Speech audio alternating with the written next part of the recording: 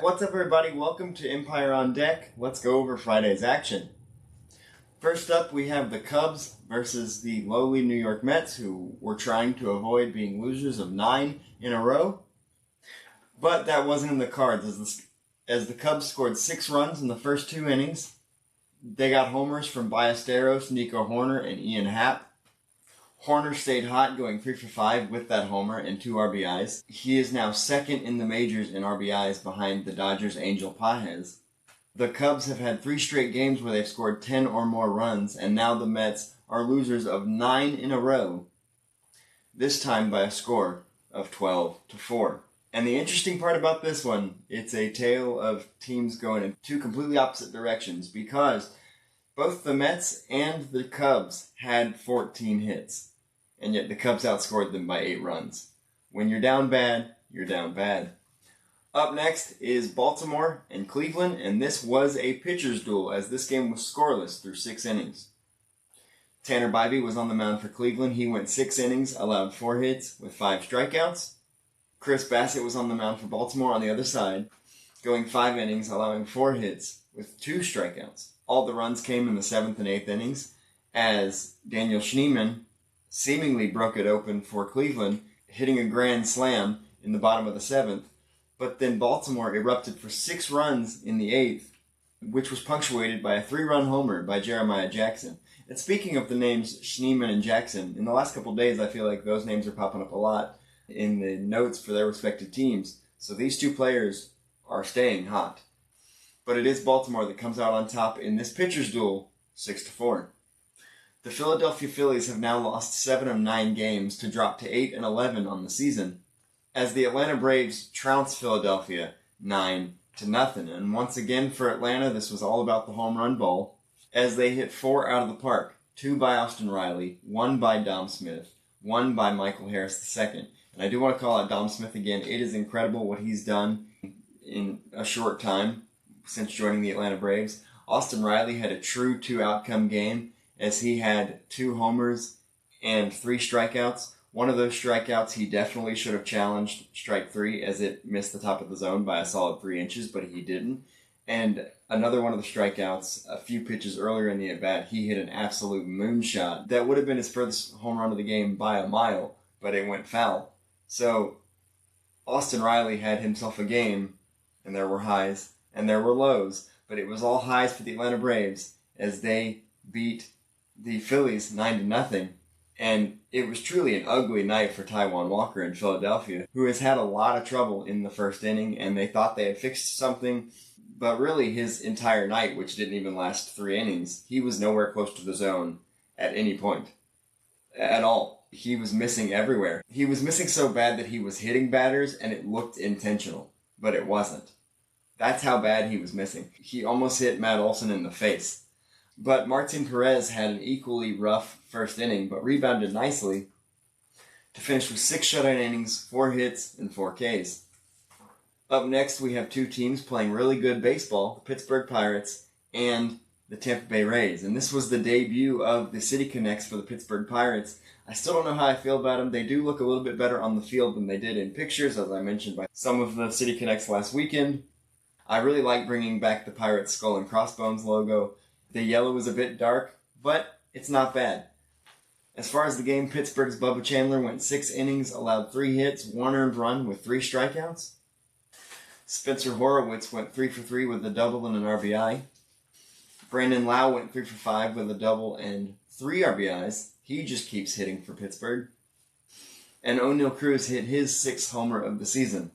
And Pittsburgh came out on top in this one to snap Tampa Bay's win streak 5-1 to improve to 12-8 on the season. The Giants scored 6 runs in the second on the Washington Nationals, and the offensive explosion was helped by a big day from Elliot Ramos, who needed it in the worst way. He had a homer and 4 RBIs. Matt Chapman went 3 for 5 in the game with 3 RBIs of his own. James Wood did smash another homer, but this one was all San Francisco, 10-5. The Kansas City Royals and the New York Yankees boasted a really nice pitching matchup. Cam Schlittler and Michael Wacha. Schlittler went 6 shutout innings, allowing just 3 hits with 4 strikeouts. Walker went 6 innings, allowing 2 runs on 3 hits and striking out 6. Ben Rice went 2 for 4 with a homer and 2 RBIs, and it was tied in the bottom of the 8th until Ryan McMahon hit his first extra base hit of the season to drive in 2, and the Yankees won this one 4-2. Milwaukee's number 27 prospect, Coleman Crowe, made his Major League debut on Friday against the Miami Marlins and actually pitched pretty solidly. He went 5 1/3, allowing 4 hits, 2 earned runs, and 4 strikeouts.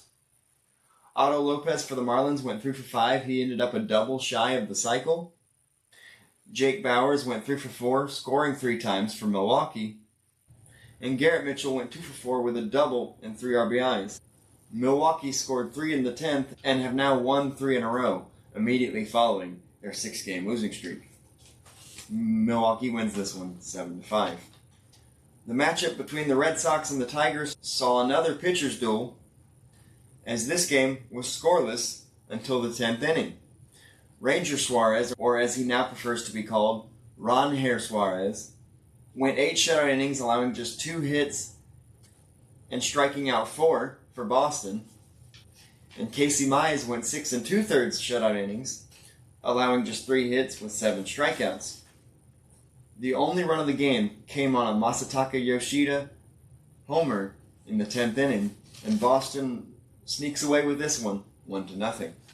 The kings of the low-scoring game, the Cincinnati Reds, were at it again on Friday night as they beat the Twins 2-1 in a game that saw just 9 total hits between the two teams. Brandon Williamson was on the mound for Cincinnati. He went 5 1/3 innings, allowed an earned run on 3 hits with 2 strikeouts.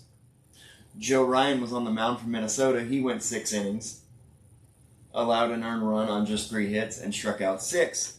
Eugenio Suarez did all the damage Cincinnati needed in the 4th inning with a 2 RBI double, and as I mentioned, Cincinnati won another low-scoring game, 2-1.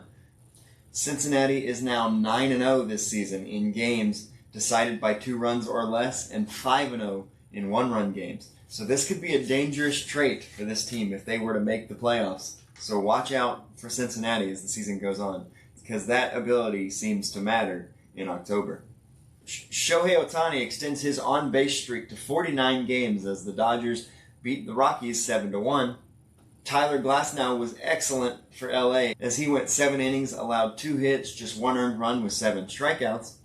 Max Muncy went 3 for 4 with a double, another multi-homer game, and 3 RBIs. And Will Smith went 2 for 4 with 2 RBIs of his own. As I said, the Dodgers won this one 7-1. The Cardinals squared off against the Astros on Friday night, and this was the game of the home run ball.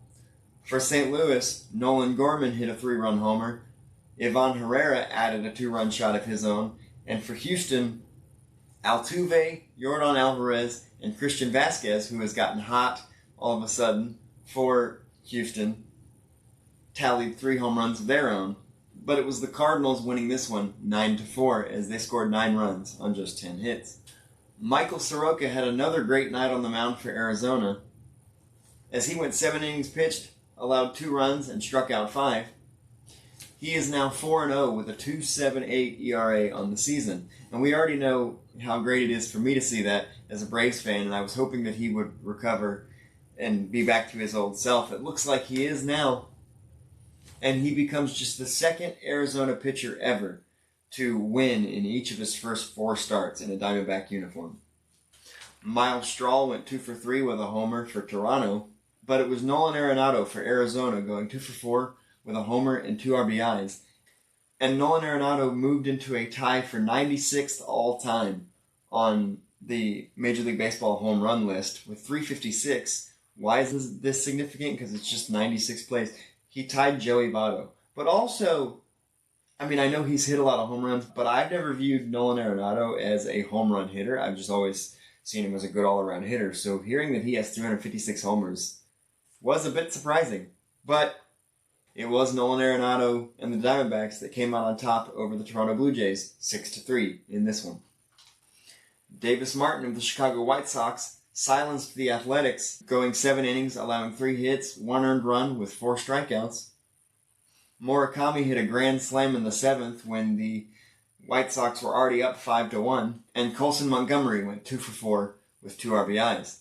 The White Sox out-hit the Athletics 15-4 and won this game 9-2.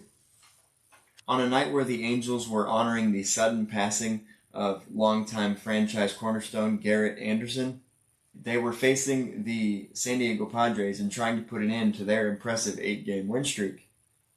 And they did just that, as this game was all Los Angeles. First of all, Jose Soriano is making an early case for American League Cy Young, as he was excellent once again, going 5 2/3 shutout innings, allowing just 2 hits with 8 strikeouts. He now leads Major League Baseball in both strikeouts and ERA.